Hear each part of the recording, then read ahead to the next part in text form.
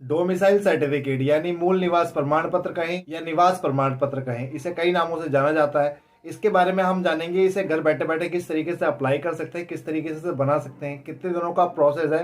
Domicile certificate के बारे में सारी जानकारी मैं आपको इस एक वीडियो में देने वाला हूँ। आई थिंक आपको इसके अलावा कोई और दूसरी वीडियो देखने की जरूरत पड़े, तो चलिए जानते हैं क्या प्रोसेस है इसका और किस तरीके से इसे बनवाया जा सकता है। हेलो दोस्तों, एक बार फिर से आप सबका स्वागत है मेरी आज की नई वीडियो में। आज आपको बताने वाला हूँ डोमिसाइल सर्टिफिकेट बनाना कैसे है, अप्लाई कैसे करना है।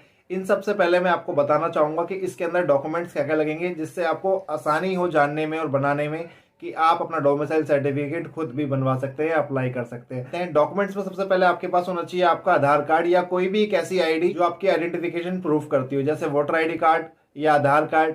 एक आधार कार्ड के साथ साथ आपके पास एक पासपोर्ट साइज फोटो भी होना बहुत जरूरी है। इसके अलावा हमें चाहिए 3 ऐसे प्रूफ जो हमें यह सिद्ध कर सके कि हम या हमारी फैमिली पिछले 3 सालों से इस स्टेट में रह रही है। तो इसके लिए क्या क्या प्रूफ लग सकते हैं दोस्तों, देखिए, अगर आप एक माइनर है, माइनर का मतलब अगर आपकी एज 18 साल से कम है और आप डोमिसाइल सर्टिफिकेट बनवा रहे हैं, तो आप अपना एजुकेशनल सर्टिफिकेट भी लगा सकते हैं। एजुकेशनल सर्टिफिकेट आपके 3 साल में काम नहीं करेंगे, तो इसके अंदर आप क्या कर सकते हैं, आपके पास होना चाहिए एक बैंक की पासबुक। अगर बैंक की पासबुक आपकी पुरानी है, 2-3 साल पुरानी है, वो भी ये सिद्ध करती है कि आप इस स्टेट में रह रहे हैं। अगर आपके पास अपनी बैंक की कॉपी नहीं है तो आप अपने पेरेंट्स की भी यूज कर सकते हैं। देखिए दोस्तों, सबसे पहले तो आप हाउस टैक्स यूज कर सकते हैं। हाउस टैक्स की रिसिप्ट आती है, उसे इस्तेमाल कर सकते हैं। आप वाटर बिल का यूज कर सकते हैं, बिजली के बिल का यूज कर सकते हैं। और सपोज कीजिए कि आप एक ऐसे एरिया में रह रहे हैं जहां पर आपका हाउस टैक्स नहीं कटता, तो आपको क्या करना है, आप उस केस में आप अपना वोटर आईडी कार्ड अगर आपके पास है तो आप अपना वोटर आईडी कार्ड लगा दें। आप बैंक की कॉपी लगा सकते हैं। आप गैस कनेक्शन जो होता है, गैस कनेक्शन की जो स्लिप होती है,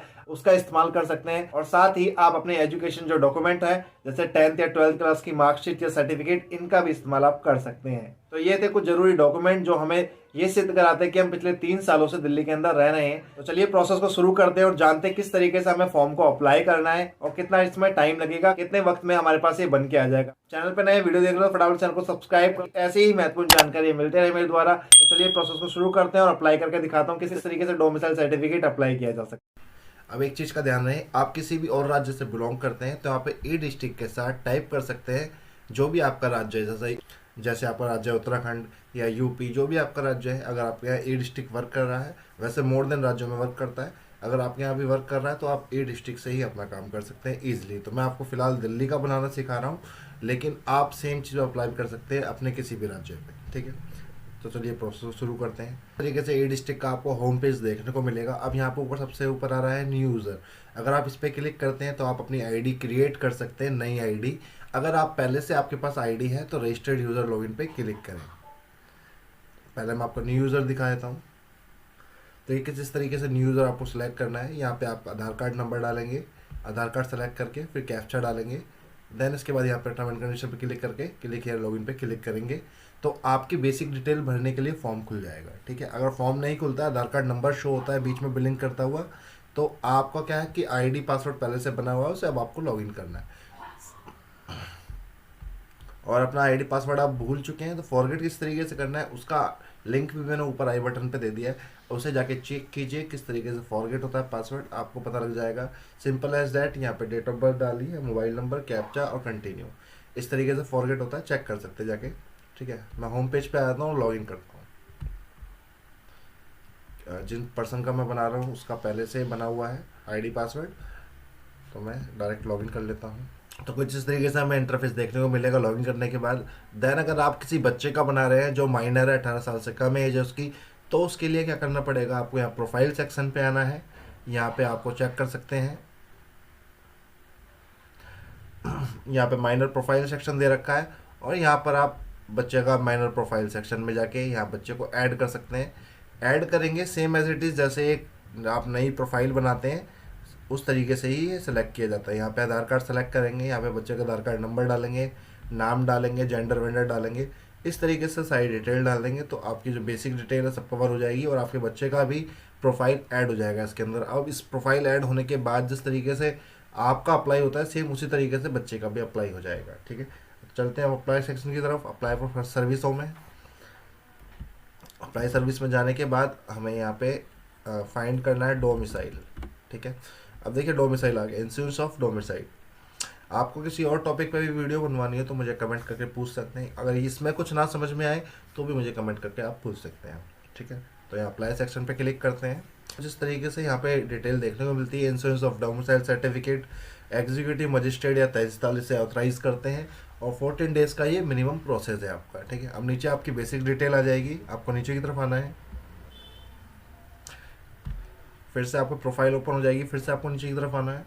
तो नीचे की तरफ आप आएंगे तो यहाँ पे आपको एंट्री फॉर्म देखने को मिलेगा, ये ऑनलाइन ही सबमिट होता है। तो यहाँ पे सबसे पहला ऑप्शन आ रहा है पीरियड ऑफ रेसिडिंग इन दिल्ली, ठीक है। तो ये आप कितने सालों से रह रहे हैं, आपका कितना टाइम हो गया दिल्ली में रहते हुए। तो मैं एक अंदाज़ा डाल देता हूँ, 15 साल हो चुके हैं, और मंथ में 0 डाल देता हूँ, ठीक है। आपके पास किसी और राज्य का डोमिसाइल सर्टिफिकेट है तो यस कर देना, नहीं तो नो कर देना, ठीक है।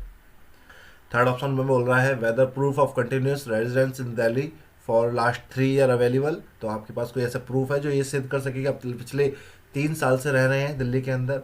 और लास्ट लाइन बहुत अच्छी है इसकी, residence proof of beneficiary parents in case of minor, ठीक है। तो यहाँ पे रेजिडेंस प्रूफ है वो आप पेरेंट्स के लगा सकते हैं, जैसे मैंने आपको वीडियो में बताया, अगर बच्चा माइनर है। तो मैं यस कर देता हूँ इसे, और कंटिन्यू टू नेक्स्ट पे क्लिक करता हूँ। कि यहाँ पे आपसे ये चीज़ फिल करने के बाद आपसे आपके डॉक्यूमेंट मांगेगा। तो आइडेंटिटी प्रूफ में हमें क्या अपलोड करना है, simple as that, Aadhaar card upload करना है, जैसे हम हर वीडियो में अपलोड करते हैं। Proof of continue residence of first year, इसके अंदर आपको क्या यूज़ कर सकते हैं, आप इसके अंदर जैसे मैंने आपको बताया था कि आप इसके अंदर अपना वाटर बिल यूज़ कर सकते हो, इलेक्ट्रिसिटी बिल यूज़ कर सकते हो, अगर आपका हाउस टैक्स कटता है तो उसकी स्लिप यूज़ कर सकते हो, गैस कनेक्शन भी यूज़ कर सकते हो आप। और आपके पास ये चीज़ें नहीं हैं तो आपके पास बैंक की कॉपी ज़रूर होगी, किसी भी सरकारी बैंक की कॉपी आप अटैच कर सकते हो इसके अंदर, ठीक है, क्योंकि उसके अंदर भी डेट लिखी होती है कि कब ये इशू हुई थी आपको। और इसके अलावा आप यहाँ पे सेकंड में और थर्ड ईयर में आप अपना एजुकेशन सर्टिफिकेट यूज़ कर सकते हो। फर्स्ट में आप 10th डाल दीजिए, सेकंड में आप 12th डाल दीजिए। अगर 10th और 12th नहीं है तो उससे नीचे के भी हैं तो उसे भी आप यूज़ कर सकते हो, ठीक है। Residence of proof, residence of proof में यहाँ पे आप अपना आधार कार्ड अपलोड कर सकते हैं। सेल्फ डिक्लेरेशन पे आ जाते हैं हम। अगर ये ना समझ में आए किस तरीके से अपलोड होता है तो मुझसे पूछ लेना। ध्यान रहे ये सारी की सारी चीज़ें आपको 200 केबी के अंदर अंदर रखनी है। 200 केबी साइज़ बढ़ गया है, पहले 100 केबी था, अब ज़्यादा हो गया है, तो ये बेटर है। दूसरी चीज़ ये है कि सारी की सारी चीज़ें जेपीजी में ही अपलोड करनी है, ठीक है, और आपको पीडीएफ या किसी और फॉर्मेट में अपलोड नहीं करनी है। सेल्फ डिक्लेरेशन पे आ जाते हैं हम।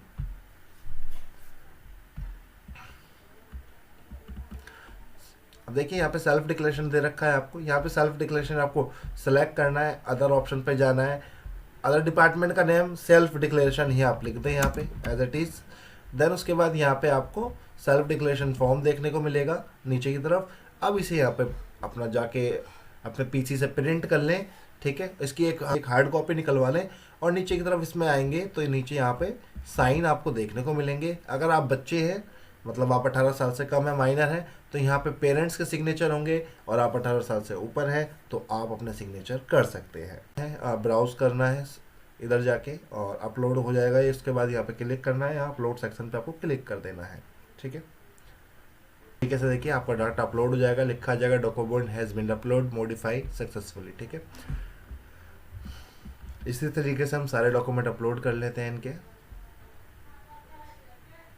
और हम आते हैं इस सेक्शन में टाइप ऑफ डॉक्यूमेंट के अंदर। जैसे मैंने आपको बताया था कि आपको 3 डॉक्यूमेंट सेलेक्ट करने हैं, तो फर्स्ट ईयर में आप क्या क्या यूज़ कर सकते हैं। सेम चीज़ें सारी हर सीज़न में रहेंगी, लेकिन आप फिर भी चेक कर सकते हो। आधार कार्ड, बैंक की पासबुक, फोटोग्राफ वाली driving licence, education proof, electricity bill, gas bill, ठीक है, company name, NFS, ration card, passport, rent agreement, telephone bill, voter ID card, both side और वाटर बिल, ठीक है दोस्तों।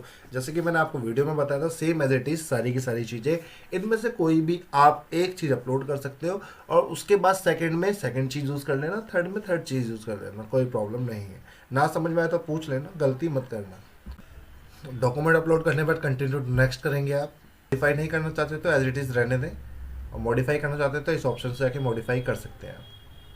मैं कंटिन्यू टू फाइनल सबमिट पे click करता हूँ।